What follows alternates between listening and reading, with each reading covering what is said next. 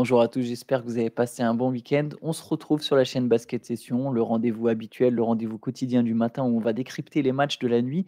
Chat, il y avait quelques matchs au programme. Je te propose qu'on commence par la très belle victoire des Bucks contre le Thunder. C'était un peu l'affiche de la nuit entre la deuxième meilleure équipe de l'Ouest et la deuxième meilleure équipe de l'Est en termes de bilan.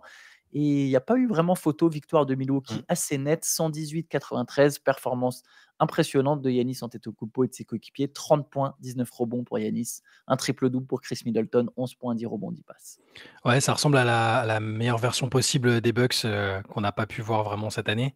Tout le monde était là, enfin l'équipe était au complet, ça a bien défendu parce que c'est le projet à chaque fois de Doc Rivers depuis son arrivée, c'était de faire en sorte que l'équipe défende bien et fort contre un adversaire de très, très haut niveau. Middleton qui est le chaînon manquant un peu depuis le début de la saison parce qu'il a manqué beaucoup de matchs. Ils ont tout réussi en fait, hein, Giannis a fait un très gros match comme tu le disais. En face, ils ont limité OKC dans tous les sens du terme. C'est le plus faible nombre de points marqués pour le Thunder cette année et c'est leur pire adresse aussi. Donc Milwaukee a tout réussi en se rendant la vie facile parce qu'ils n'ont pas eu à tirer sur la corde, au niveau des cadres sur le temps de jeu.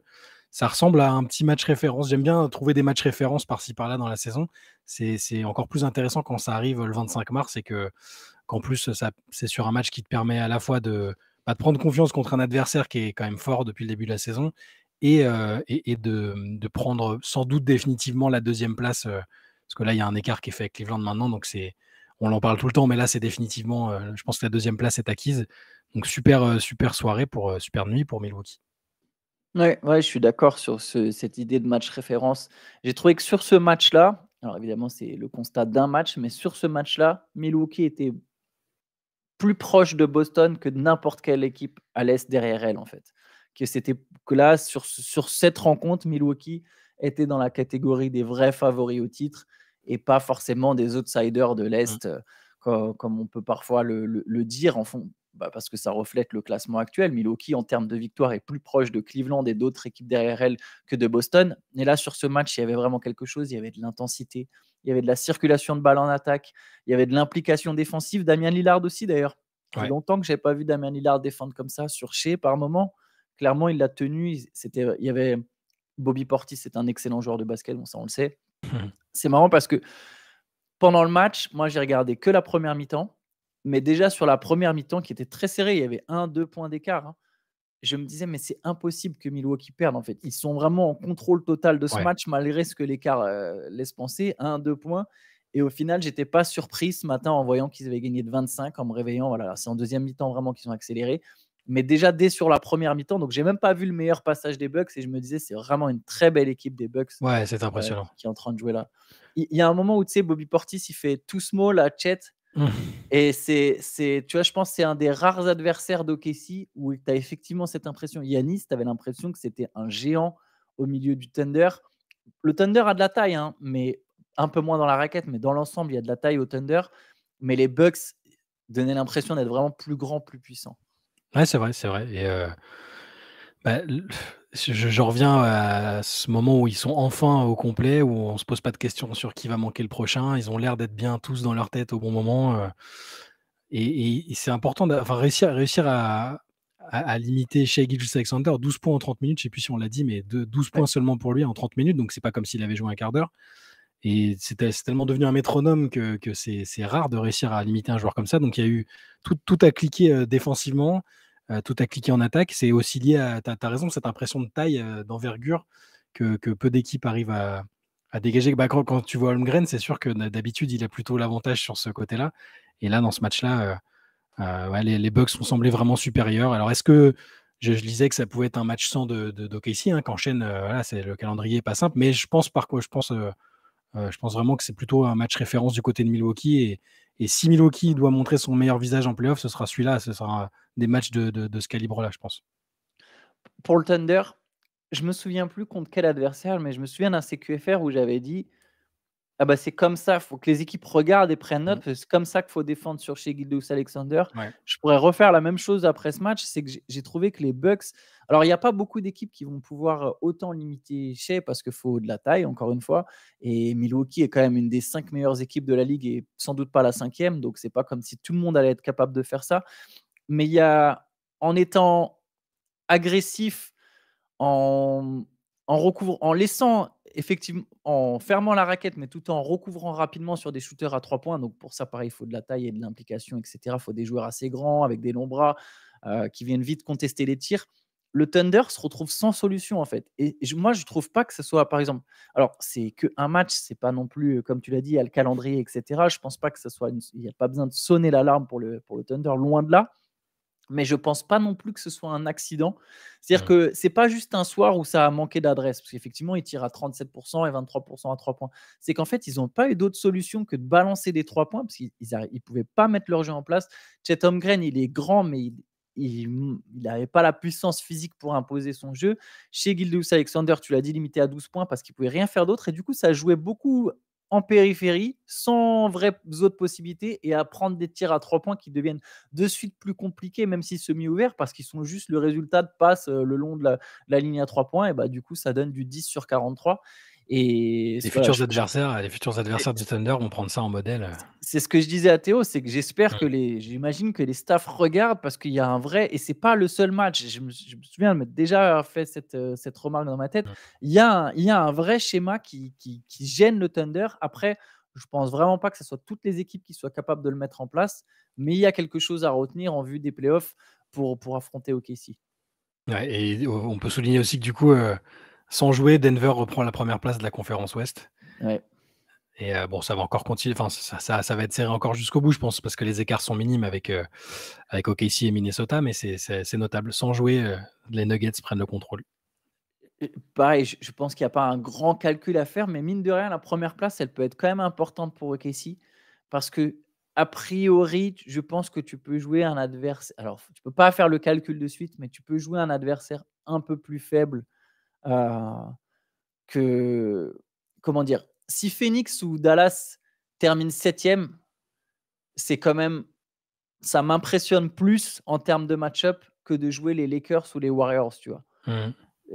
Ou même les Kings. Mais bon, là, on est dans le calcul, c'est encore loin. Il reste encore une dizaine de matchs. Ouais, Mais je pense que cette première place peut être plus importante pour OKC, en tout cas, que pour Denver. Denver, je pense, peut arriver au stade de se dire, quel que soit oui, l'adversaire. c'est clair. Pour OKC, c'est peut-être un peu plus délicat. On peut passer à la performance individuelle de la nuit, celle de Zion Williamson. Zion et les Pélicans. Alors, les Pelicans jouaient contre les Pistons. Ce n'est pas le match-up le plus compliqué. Ils ont fait le job, mais Zion, impressionnant sans Ingram. 36 points, 7 rebonds, 6 passes, et surtout 13 sur 14 de tir. En fait, il a rien raté. Il n'y a personne pour l'arrêter du côté des Pistons. Ouais, il leur a roulé dessus, dans un match pourtant où Trey Murphy shoot à 1 sur 12. Enfin, ils avaient besoin d'un Zion qui est en mode autobus, et là, il a été parfait dans ce registre-là. Continue de délivrer des passes décisives aussi. Enfin, j'aime beaucoup le Zion, le Zion de cette année 2024, et on sait qu'on peut en attendre encore peut-être un peu plus, et on veut le voir dans un contexte de play-off parce qu'on l'a toujours pas vraiment vu dans ce contexte-là.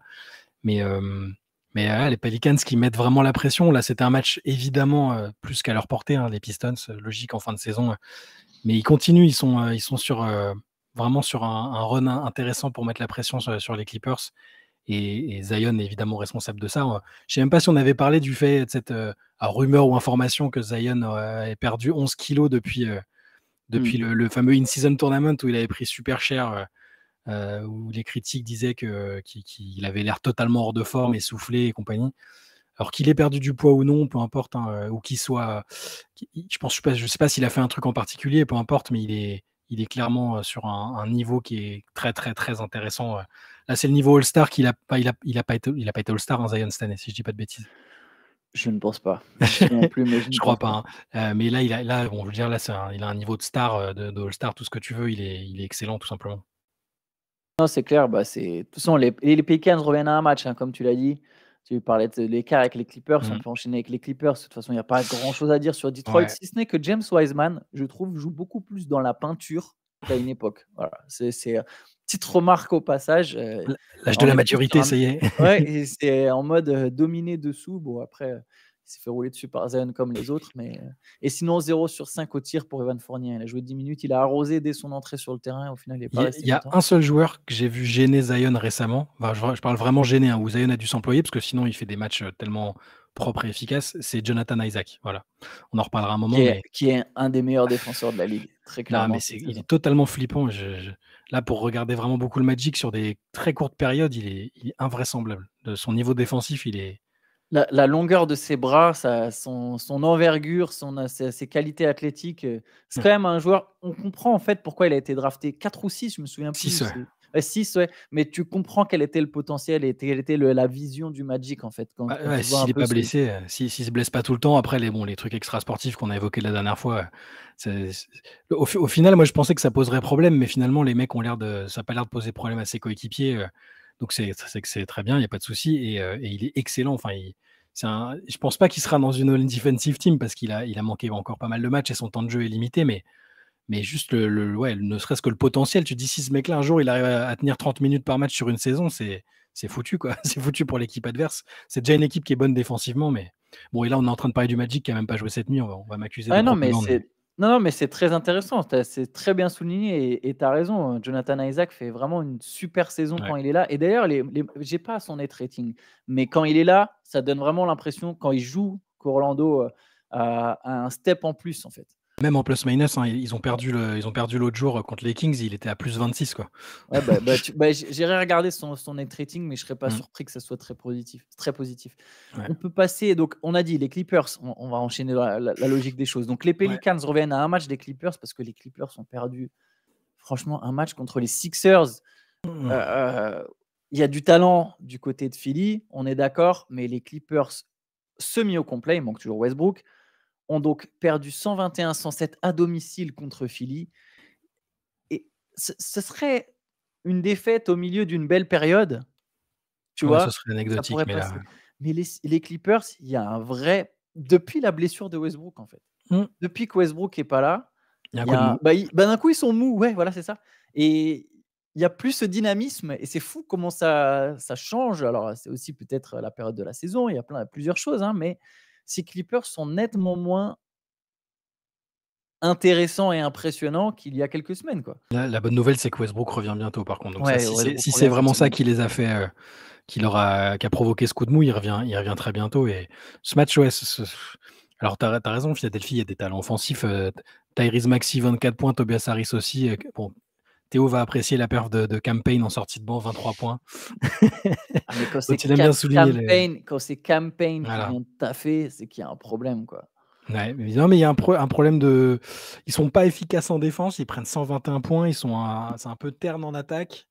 Il manque quelque chose, il y a le Big 3 normalement ça devrait enfin, tu te dis, tu as Kawhi, Paul George, James Harden, normalement ça fait le job autour, l'équipe, c'est pas des peintres, hein, c'est plutôt une équipe bien constituée même avec Ouais, des absents. Zubac est revenu et tout. Ouais, il y a un petit et tu sais, ça me fait penser à, j'avais trouvé bizarre la sortie de Paul George qui avait parlé du fait qu'ils aillent chercher leur identité un peu, alors que je m'étais dit: «Non mais ça y est, on a compris, cette équipe elle tourne bien», et il y a quelques jours, hein, il avait parlé d'une quête d'identité, qu'ils avaient du mal à se trouver. J'avais trouvé ça un peu prématuré comme, constat, mais visiblement il y a peut-être quelque chose donc bon, ils vont se qualifier pour les playoffs, il y a pas de souci, mais tu peux peut-être perdre l'avantage du terrain si New Orleans finit bien la saison et que toi tu la finis pas bien et c'est pas anecdotique. Ouais, puis tu arrives pas en confiance et c'est toujours un peu cette question de qui va prendre les gars et va leur dire, «Eh les gars, maintenant ça y est, les playoffs ont commencé, on se remet dedans», tu vois? On Mmh. sait que c'est pas Harden, on sait que c'est pas Paul George. C'est aucun des 3, hein, je pense. Kawhi, on sait pas trop, mais de principe, on dirait que sur son caractère, on va dire non. Le leader, c'est Tyronn Lue, ça a pas Mmh. toujours la même portée. Après, il y a Westbrook, mais enfin, il y a pas le seul qui a gagné un titre dans cette équipe, c'est Kawhi. Mmh. Oh, en tout cas parmi les stars, hein. Je ne sais pas s'ils ont un autre champion NBA, Norman Powell est champion NBA, je pense, Ouais, ouais, ouais, pas avec avec les Toronto, ouais. Raptors. Mais donc le seul qui a un titre, le seul qui a un titre en tout cas parmi les stars, c'est Kawhi Leonard. Est-ce qu'il va remobiliser cette équipe? Mais en tout cas, cette équipe a besoin d'être remobilisée Mmh. dans les prochains jours, parce que bon, les playoffs approchent, quoi. Ouais. Mais et oui, parmi les champions, il y a aussi évidemment le coach. Le coach, Tyronn Lue a déjà gagné un titre. Mais de toute façon, je pense que c'est leur leader de vestiaire, mais bon, on Ouais. verra ce que ça donne. Autre match, victoire de Minnesota contre Golden State, 114-110. Les Timberwolves qui sont revenus sur la fin en deuxième mi-temps, hein, ils étaient menés en première mi-temps, ils ont été même menés jusqu'à 13 points d'écart. Ouais. Les Warriors étaient au contrôle, Stephen Curry a été reposé pendant une partie de la seconde période Mauvais et choix, bah, ouais, mauvais choix. mauvaise Alors décision. Steve Kerr s'en est défendu, mais derrière, ça donne une défaite des Warriors alors que la victoire était clairement à leur portée. Ils dominaient les Timberwolves. Dominaient est peut-être un mot un peu fort, mais ils étaient vraiment au contrôle du match Zappais aussi de temps en temps sur ce match-là pendant les temps morts de Milwaukee. Et ils avaient l'air bien, les Warriors. Tout ça pour perdre au final, malgré 31 points de Curry, mais en 30 minutes. Et en face, 20 points de Nasri, 17 points, 12 rebonds pour Rudy Gobert, 23 points pour Anthony Edwards. Et donc, Na- victoire des Timberwolves. Nasrid, il est surprenant quand même. Enfin, surprenant. Ouais. On savait le joueur d'impact c'était, le contrat c'était un bon deal pour eux. Et il fait 6 sur 8 à 3 points ce soir. C'est-à-dire que c'est un très bon joueur près C'est un du cercle. super Il a shooter. une grosse activité. Et en plus, il a ce shoot qui lui permet de pas être ignoré à longue distance. Et c'est à 3 points aussi qu'ils ont fait la différence, les Wolves. Hein. Ouais. C'est leur meilleur match à 3 points de la saison contre les Warriors, ce qui est un peu ironique. Et cette avance, je repensais à déclat de LeBron l'autre jour sur le fait que Curry avait fait en sorte que maintenant il n'y avait plus aucune avance au score qui était safe. Bah là, voilà, Curry est sorti, et leur avance a fondu comme neige au soleil et les Wolves ont emporté. Rudy Gobert double-double encore. Anthony Edwards 23 points, mais assez clutch sur la ligne sur la fin. Il en met 3 sur 4. Il met 3 lancers sur 4 à la fin. 8 Et passes aussi. 8 passes aussi. Et Curry il a manqué un shoot important à la fin, un truc qu'il aurait mis. T'as l'impression qu'il le met tous les jours et ça permettait d'égaliser, mais c'est pas rentré. Et du coup, c'est vraiment mauvaise opération pour les Warriors. C'est pas que c'était un match à gagner forcément, parce que Minnesota est une grosse équipe, mais ils avaient le scénario du match fait qu'ils auraient pu ou dû le gagner. Et au classement, c'est un peu catastrophique pour eux. Bah, c'est ça, vu qu'il n'y a plus qu'un match d'écart avec Houston, et du coup, d'un coup, tu te retrouves à redevoir enclencher un espèce de panic mode. Houston, les Rockets sont sur une super série, donc en pleine confiance, et là, ils peuvent se dire, ah ben, on peut vraiment y croire. Les Warriors vont commencer à paniquer, à se dire, faut pas perdre des matchs. Alors, bon, ils ont de l'expérience. Hein. Quand je dis paniquer, ça ne veut pas forcément dire qu'ils vont lâcher ou qu'ils vont craquer, mais il y aura ce sentiment d'urgence, en tout cas, de devoir gagner. Et le prochain match, en plus, c'est contre Miami, donc pas n'importe quel adversaire. Et la 9e place est flinguée hein, maintenant. Enfin, c'est compliqué avec les Lakers qui gagnent. Ouais. Ça me paraît difficile. Ils ont un petit peu de retard. La dynamique est pas bonne.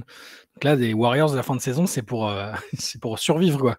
C'est accrocher la 10e place contre une équipe qui sera même pas, ce sera pas un échec pour les Rockets s'ils accrochent pas la 10e place. Donc ils sont totalement décomplexés. Jalen Green qui marche sur l'eau.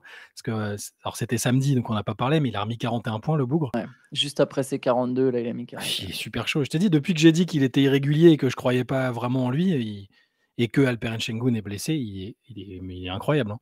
Mais tout ça pour dire que les Warriors, plus qu'une seule victoire d'avance sur Houston. Il reste 12 matchs. Et ils peuvent jouer quasiment que pour la 10e, ce qui est un peu triste et inquiétant pour un gros run en playoff. On a déjà vu des équipes le faire, mais ça va pas être simple. Non, c'est clair, encore moins à l'ouest. Du coup, les Lakers, t'en as parlé, victoire contre les Pacers 150-145. Personne n'avait envie de défendre. Match très, très, très offensif. 36 points, 16 rebonds pour Anthony Davis, 26 points, 10 passes pour LeBron James, 25 points pour Austin Reeves avec 8 passes aussi, et 26 points pour Spencer Dinwiddie qui prenait la place de D'Angelo Russell dans le 5. Et pour le coup, Dinwiddie, 26 points. Je ne sais pas quand est-ce que c'était la dernière fois qu'il a mis 26 points. Et voilà, victoire des Lakers. Les Lakers qui ont résisté au comeback des Pacers de Siakam. Siakam met 36 points, je crois aussi. Ouais, et voilà, Los Angeles peur, qui. Hein. Enfin, ils sont fait un peu peur. Ils étaient à plus 17 au début du 4e. Liberton a fait un joli coup de chaud. Ils reviennent, les Pacers reviennent à 3 points et derrière ils arrivent à finir le job. Mais je crois, alors je lisais que c'était la première fois depuis 3 ans qu'il y a 4 joueurs d'une même équipe qui marquaient 25 points. Les Lakers ont eu ça parce qu'Austin Reeves aussi fait un bon match. Et offensivement, il n'y a pas eu de souci, hein, mais ça fait toujours bizarre de voir des matchs de saison régulière sans prolongation à finir à 150, 145. Ça rassure pas sur la défense des Pacers et en vue d'éventuel d'un play-in. Et les Lakers, s'ils peuvent éviter de prendre 145 points en play-off ou en play-in, c'est bien aussi quand même.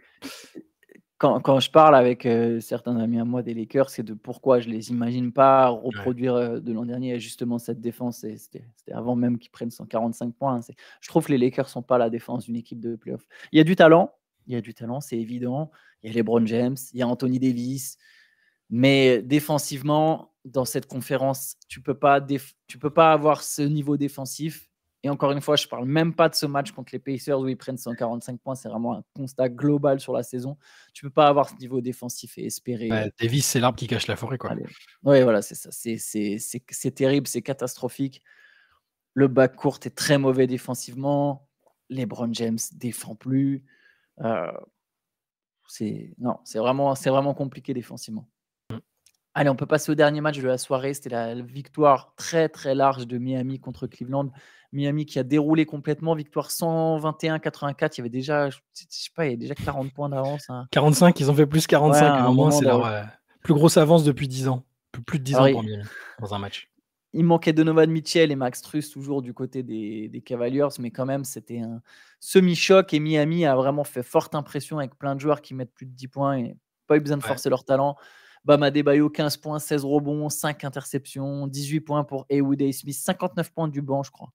Ouais, 7 joueurs à 10 points ou plus, ils l'auront roulé dessus, quoi. Avec 45 points d'avance à un moment du match, ça c'est un peu.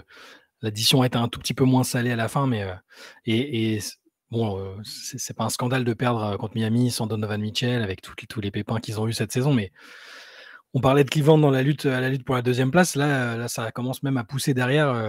Leur troisième place n'est pas du tout safe parce que les Knicks et le Magic sont qu'à une victoire derrière. Donc, la fin de saison, je voyais sur le compte français des Cavs sur Twitter, le pessimisme est de mise.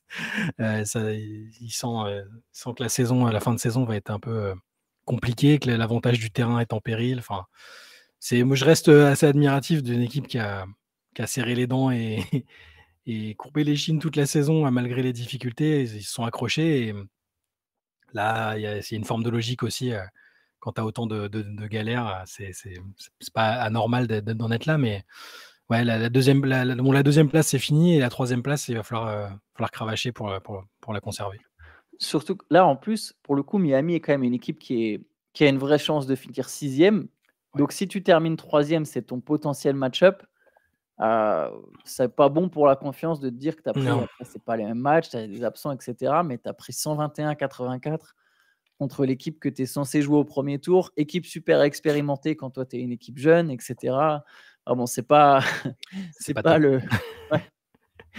les meilleures conditions pour aborder les playoffs en cas de match-up entre Cleveland et Miami. Alors, on a fait le tour pour la NBA. On peut peut-être parler un peu de NCAA. Ouais. Il y avait toujours la March Madness suit son cours, pardon. Est-ce qu'il y a des perfs que tu veux mettre en avant, Shai? Je vais arrêter de parler. Donc chez les gars, on connaît déjà le Sweet 16 du coup, parce que c'est un peu en avance sur les filles, mais ça m'a fait marrer de voir Shaquille O'Neal parler de Zach Edey, le grand Canadien de Purdue. Qui cartonne. Alors, Purdue, c'est une fac qui s'est fait sortir au premier tour en étant tête de série numéro 1 les 2 dernières années. Donc, les gens sont un peu prudents avec lui, avec Purdue et avec Zach Edey. Mais là, il a fait un 3e match de suite en comptant le match de la saison dernière, du coup, avec au moins 20 points et 3 blocs. Et du coup, le dernier en date, c'était Shaq. Et Shaq lui a dit, maintenant, je te surnomme Zakil O'Neal. Voilà. Et tout ça pour dire que Zach Edey bel honneur. En général, les surnoms de Shaq restent avec le temps. Et donc là, Purdue a logiquement dominé Utah State pour se qualifier au Sweet 16. Purdue qui jouera contre Gonzaga, qui s'est aussi qualifié. Ouais, gros choc. C'est une belle affiche. Qu'est-ce qu'il y a eu d'autre? Duke est toujours en course. Ils ont logiquement battu la fac de James Madison. 30 points de Jared McCain, dont on parlait un peu avec Lohan dans le podcast de présentation, qui a fait un bon match. Et Duke qui affrontera Houston, donc un des favoris. Galéré par contre, qui a dû passer par la prolongation contre Iowa State. Si je ne dis pas de bêtises, que je me confonds. Ouais, non, contre Texas A&M, pardon. Texas A&M, ouais. C'est dans l'autre sens, c'est dans l'autre. Contre Texas A&M, ils ont bien galéré pour gagner. Et il y aura donc un Houston Duke au prochain tour. Sinon, le champion Yukon est passé aussi. Ils ont battu Northwestern, double-double du pivot Donovan Clingan, qui sera aussi logiquement NBA l'année prochaine. Je ne me souvenais même plus que c'était Yukon qui avait gagné l'an dernier. C'est ça, c'est Yukon champion en titre qui jouera contre San Diego State au prochain tour. Alabama a fait... Ouais. Il y aura Arizona qui gagne. C'est ta fac, ouais. Mon équipe, et ils vont jouer contre Clemson. C'est marrant parce que Clemson, ils ont fait 2 upsets. Non, ils ont fait un upset. Contre Baylor. Ils ont battu Baylor. Ils viennent de battre Baylor. Il n'y a pas eu d'énormes upsets à part Kentucky au premier tour. C'est NC State, North Carolina State, qui n'a pas vraiment fait 2 upsets de suite, mais qui est tête de série numéro 11 et qui est encore en course. Ouais, ils ont battu Oakland, qui a battu Kentucky. C'est ça. C'est une fausse tête de série numéro 11. Ils valent plus que ça. Au tournoi de conférence, ils avaient éclaté tout le monde. Donc NC State, c'est un faux. Et ils vont jouer contre Marquette, du coup, qui est numéro 2, avec le Tyler Kolek dont on parlait, l'espèce de petit phénomène aussi qui sera logiquement NBA l'année prochaine, peut-être dans la loterie aussi. Et donc, il y a un Marquette contre NC State. Et donc, pour les autres affiches, je te dis rapidement les affiches du Sweet 16. Arizona Clemson, Yukon San Diego State, North Carolina, qui est toujours là, hein, contre Alabama, ça va être un beau match. Iowa State contre Illinois, c'est un tête de série 2 contre une tête de série 3. Marquette NC State, Purdue Gonzaga, Houston Duke, Tennessee Creighton. Donc, c'est l'une de ces équipes-là qui sera championne NCAA à la fin de la saison. Ça c'est pour les gars. Un mot très rapide sur les filles, parce qu'elles n'en sont pas encore au Sweet 16, mais il y a eu quelques perfs sympathiques. Caitlin Clark, alors Caitlin Clark, c'était sur le papier, c'est bien, quasiment triple-double. Par contre, elle était un peu frustrée sur le terrain, elle s'est un peu embrouillée avec tout le monde, avec l'arbitre, avec son père au bord du terrain. C'était un peu... il y a la pression sur elle, on le sent. Donc bon, là, c'était une formalité pour Iowa quand même au premier tour, mais il va falloir surveiller ça pour la suite. Le champion LSU qui a gagné aussi, avec une petite polémique qui est en train de naître autour de la coach Kim Mulkey, il y a un article du Washington State qui va sortir sur ses méthodes de management. Apparemment, il y a des trucs assez salés. Et je ne sais pas si c'est très... le timing est un peu compliqué pour LSU. Donc, on va voir ce qu'il y a dedans, si c'est très, très chaud ou non. Et je voulais dire un petit mot de Duke chez les filles, parce qu'il y a la coach que j'adore par-dessus tout depuis quelques années à Duke. Elles ont fait un upset. Elles n'ont pas une équipe si talentueuse que ça, hein, mais elles ont battu Ohio State, qui est l'une des facs favorites pour le titre, qui était une des facs favorites pour le titre. Et la coach Cara Lawson, qui était ancienne très très bonne joueuse WNBA, ancienne assistante au Boston Celtics il n'y a pas si longtemps, et qui fait des merveilles. Je la trouve incroyable, que ce soit dans les speeches, dans la tactique, tout est top. Et j'avais déjà fait cette petite prédiction, mais je pense que à partir du moment où maintenant Becky Hammon n'est plus trop dans le paysage NBA, peut-être que ça reviendra. Je pense que Cara Lawson sera peut-être la première femme à coacher en NBA. Si elle en a envie, j'ai l'impression que tout lui est permis. Que ce soit la sélection américaine en WNBA ou NBA, c'est une coach assez incroyable. Et donc pour finir, Paige Baker, ce que le grand public connaît aussi, a fait un excellent match avec UConn et a logiquement qualifié UConn pour le prochain tour. Je regarde un peu Juju Watkins. Ouais, alors Juju Watkins et USC sous les yeux de la famille Bryant, avec Vanessa et les filles qui sont venues soutenir Juju Watkins, qui a marqué 23 points et qui s'est qualifié aussi. Stanford, qui est l'un des favoris, qui a eu beaucoup de mal contre Iowa State et qui a dû aller en prolongation, qui a failli se faire... alors peut-être pas sortir, ça, ils ont réussi en prolongation, mais ils ont perdu Cameron Brink, problème de faute, leur star, pendant le match. Et du coup, il y a eu 41 points de Kiki Iriafen, qui est une junior, gros talent aussi, et qui a un peu sauvé les meubles pour Stanford. Donc voilà, il n'y a pas encore les affiches du Sweet 16, parce qu'il y a des matchs ce soir et cette nuit, notamment à UConn contre Syracuse, mes deux facs préférés. Donc ça va être sympa, autour de 23h. Et voilà, donc on vous dira un peu ce que ça donne au Sweet 16 dès qu'on aura les affiches. Yes, bon, on suivra tout ça. De toute façon, on se donne rendez-vous encore demain. On se retrouvera cet après-midi aussi pour un podcast sur la chaîne Basket Session. Donc n'hésitez pas, on rentrera en profondeur sur un sujet. Donc voilà, ça peut vous intéresser. Et on se retrouve demain pour un nouveau CQFR. Bonne journée à tous. Ciao. Ciao, ciao.